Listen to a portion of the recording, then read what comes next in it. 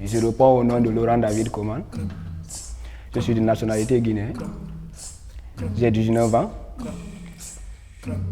Yo me llamo Sharaf, yo soy de Marruecos.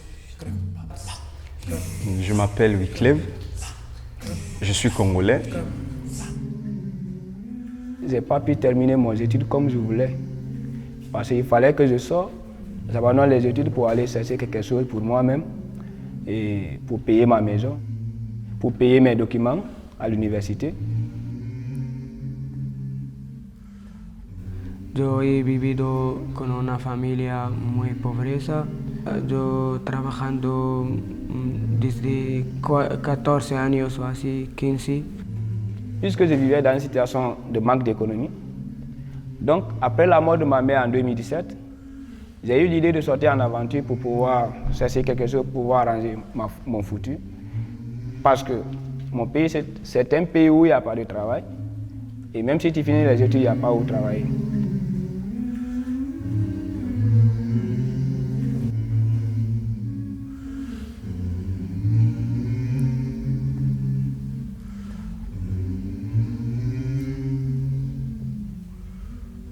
Tout a commencé le 21 décembre de l'année 2017 où il y a eu une manifestation dans mon pays.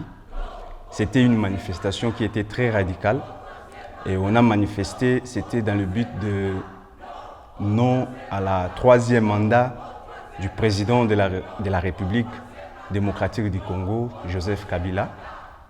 Il y a eu des policiers qui sont descendus à la rue pour chasser, pour frapper, pour tuer, voire même pour arrêter aussi.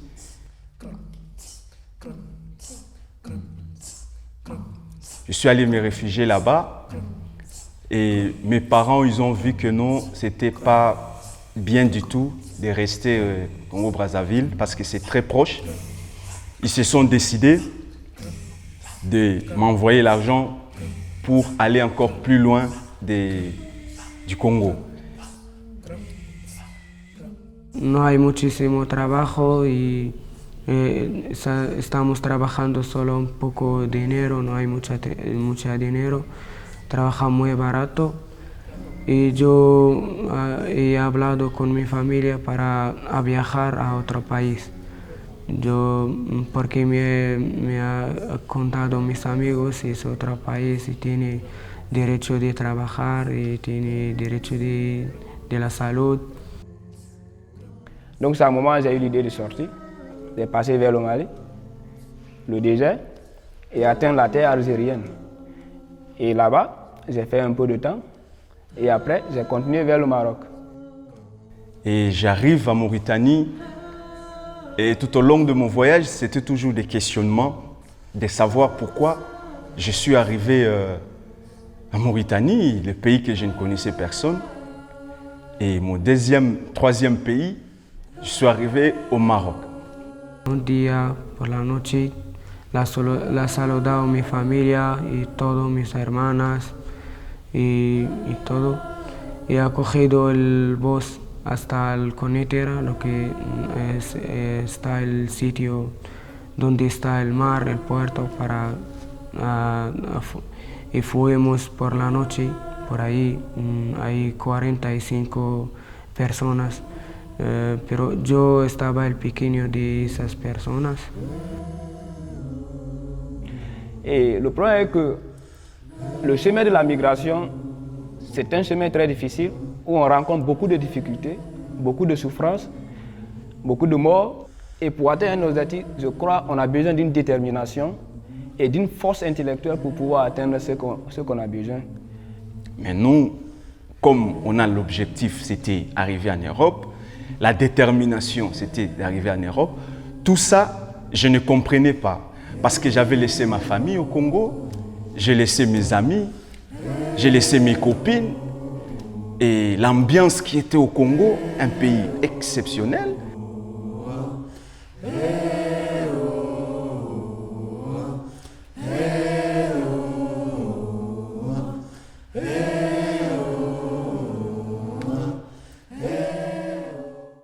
Arrivé au Maroc, j'ai fait 8 mois ou 9 mois comme ça au Maroc, mais on ne vivait pas en ville, on vivait dans la forêt et toujours on était persécuté par la police marocaine. Et parce que quand on te prend, on essaie de t'envoyer très loin et il faut encore, tu reprends encore la route pour retourner encore jusque là où tu étais. Le Maroc, c'est un pays difficile. Il n'y avait pas du tout du travail. Et là-bas, j'ai passé au moins 7 mois. Et c'était difficile, c'était compliqué dans tous les parcours que j'ai pu parcourir. Et je ne savais pas comment je pouvais m'en sortir.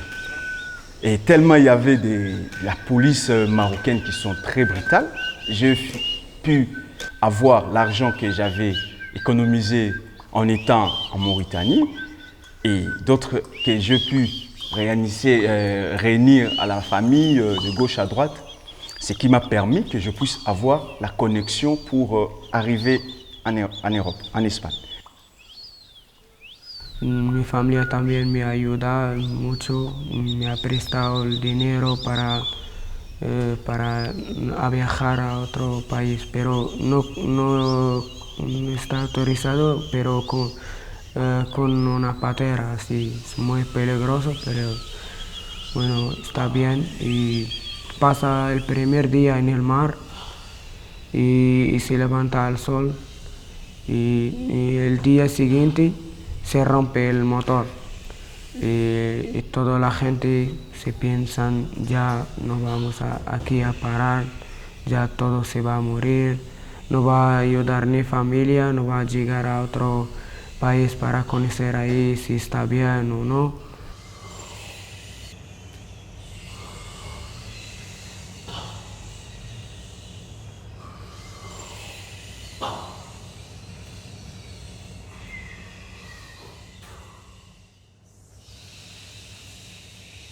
Parce que vous êtes dans une voiture ou camion de 20 personnes, de 30 personnes, étouffés.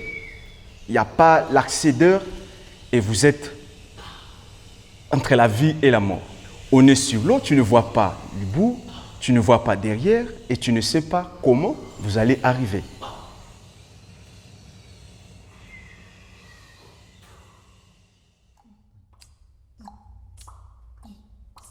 Et quand je suis arrivé en Espagne ici, et un jour, je partais rendre visite à un ami dans un autre quartier que je ne connaissais pas. Et sur mon chemin, j'ai rencontré un monsieur que je ne connaissais pas. Moi, j'ai voulu lui demander, parce que je n'avais pas comment trouver la route pour aller là où je cherchais, parce que je suis étranger. Et une fois, je me suis intéressé au monsieur. Le monsieur, c'est comme si c'est un mal que j'ai fait. Donc, cela a poussé le monsieur. Je l'ai vu courir devant moi et moi, c'était quelque chose de surpris pour moi parce que je n'ai jamais vu. Et je ne sais pas qu'est-ce qu'il pensait ou bien il pensait que je voulais lui faire du mal ou quoi. Et pourtant, c'était juste une demande. Y nos vamos a Josiret. Es una ciudad de España. Y la policía se empiezan a apuntar los nombres de las personas, y eso, la edad. Yo he tenido un poco de problemas porque yo no aprendí el idioma muy rápido. Bueno, y estoy un poco tímido porque aquí te vienes en otro país y no conoces el idioma. Y no conoces el idioma, no conoces la cultura, cómo está la gente, como si tú tienes un problema, por ejemplo, de la salud o así. Por ejemplo, cuando fui al médico y no sé cómo explicar al médico cómo tengo el problema del...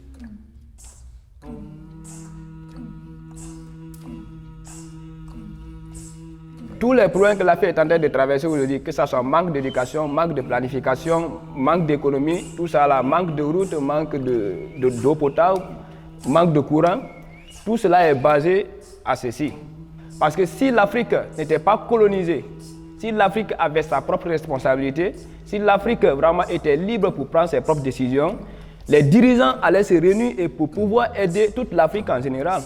Mais les puissances impérialistes ont brisé la relation qui unissait les chefs africains, parce qu'à ce moment, il n'y avait pas de président, les chefs africains, et pour pouvoir les exploiter. Donc, si je parlais des problèmes, comme le problème sanitaire, comme le problème d'éducation, comme le problème de manque d'économie, le manque de courant, le manque de routes, etc., tout a son origine depuis l'époque coloniale.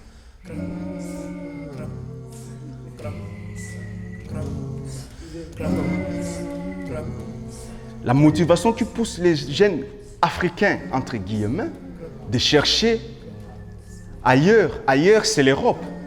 Et cette situation, si ça continue, si ça persiste, il y aura toujours le phénomène d'immigration. Tu peux voir un élève qui finit toutes ses études et qui n'a pas où travailler. Il n'a pas où il va aller chercher quelque chose pour aider sa famille. Et c'est quelque chose de très difficile. Comment la personne va construire sa vie? Comment il va faire quelque chose le plus important qui le rend heureux? C'est compliqué. Et moi, selon moi, pour solutionner ça, ça serait très important parce que cela va freiner ici le domaine de la migration, la perte des vies humaines ici sur la mer.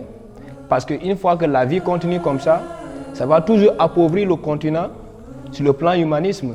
Parce que les gens vont toujours mourir et comme ça la population va perdre ses citoyens capables de pouvoir faire quelque chose. Donc pour moi, l'Europe doit penser à faire quelque chose d'important pour pouvoir développer certaines situations, pour pouvoir aider la population à pouvoir survivre et pour que tout ce qui se passe dans le domaine de la migration, pour que tout cela ça s'arrête. Je peux dire la chance, je suis en Europe, mais je peux dire aussi ce n'est pas la chance, parce que l'Europe ce n'est pas ce que nous on pense. L'Europe ce n'est pas ce que nous on voit, ce qu'on visualise, mais l'Europe est aussi un cauchemar pour les autres gens.